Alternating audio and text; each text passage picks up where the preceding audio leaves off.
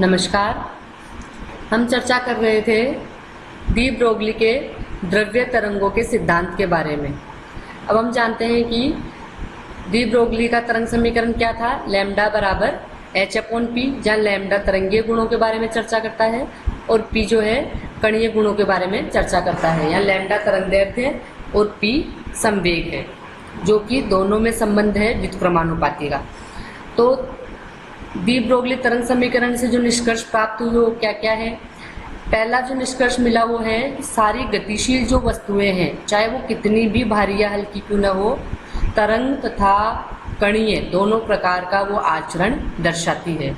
लेकिन अगर उनमें तरंगीय गुण ज़्यादा है तो उनमें कणीय गुण कम होगा, और अगर उनमें कणीय गुण ज़्यादा है तो तरंगीय गुण कम होगा।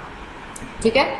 दूसरा पॉइंट है, द्रव्य तरंग का लैम्डा का मान संवेग के व्युत्क्रमानुपाती होता है। अर्थात किसी भी वस्तु की सहती यानी कि द्रव्यमान यानी मास तथा उसका वेग जितना अधिक होगा, यानी कि संवेग का मान ज़्यादा हो जाएगा, तो उसकी तरंगदैर्ध्य का मान उतना ही कम हो जाएगा।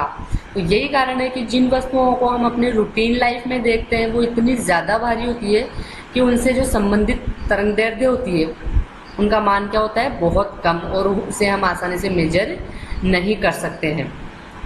इससे रिलेटेड दो एग्जाम्पल है कि एक गेंद है, उसका मास तो 1 kg हो गया और उसकी वेलोसिटी है 5 मीटर पर सेकेंड, तो उसके लिए वेवलेंथ का मान ज्ञात करो। तो वेवलेंथ का जो मान आएगा वो इतना कम आएगा कैलकुलेशन के बाद में कि उसे हम आसानी से मेजर नहीं कर सकते। लेकिन यही बात अगर हम किसी इलेक्ट्रॉन के लिए करते हैं, ठीक है, तो अब हम जानते हैं कि इलेक्ट्रॉन का मास तो बहुत कम होता है, 9.1 × 10⁻31 kg। ठीक है।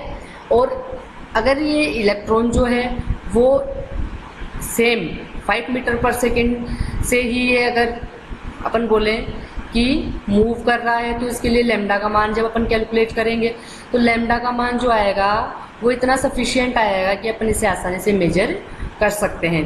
तो इससे ये पता चला कि माइक्रो पार्टिकल्स में वेव नेचर ज़्यादा होता है, और जो जितना पार्टिकल भारी होता चला जाएगा उसमें तरंगीय गुण तो कम होता चला जाएगा, वेवलेंथ को मेजर नहीं कर सकते, और उसमें क्या है, मोमेंटम बढ़ता चला जाएगा, यानी कि कणीय गुण उसमें आता जाएगा। ठीक है। अब है दे ब्रोगली तरंग तथा बोर कक्ष। ठीक है। अब बोर ने सबसे पहले बताया था कि जो इलेक्ट्रॉन है वो नाभिक के चारों ओर वृत्ताकार पथों में गति करते हैं, जिन्हें हम ऊर्जा स्तर, कक्षा या एनर्जी स्टेट कहते हैं। ठीक है। अब दे ब्रोगली ने क्या बताया कि किसी भी कक्षा में इलेक्ट्रॉन वृत्ताकार कक्ष में तभी गतिमान रह सकेगा जब कक्षा में जो तरंगे हैं वो पूर्ण संख्या में हों। ठीक है। यानी कि कक्ष में 1, 2, 3, 4 आदि कोई पूर्ण संख्या में तरंगे होना, तभी इलेक्ट्रॉन वृत्ताकार पथ में गति कर पाएगा, क्योंकि पूर्ण संख्या में ही होने पर तरंगों जब पूर्ण संख्या में होगी तो वो पथ की बार बार पुनरावृत्ति करेगी। ठीक है।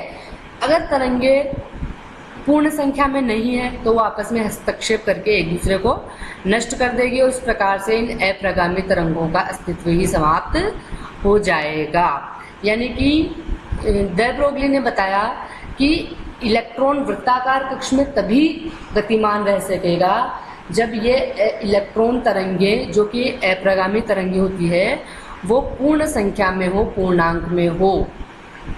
ठीक है।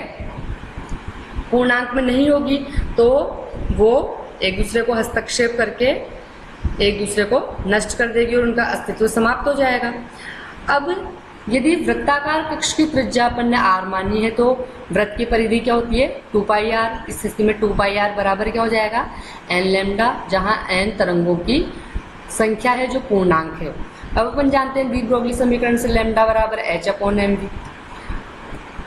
अतः 2πr बराबर क्या हो जाएगा, nh/mv, यानी कि mvr बराबर nh/2π।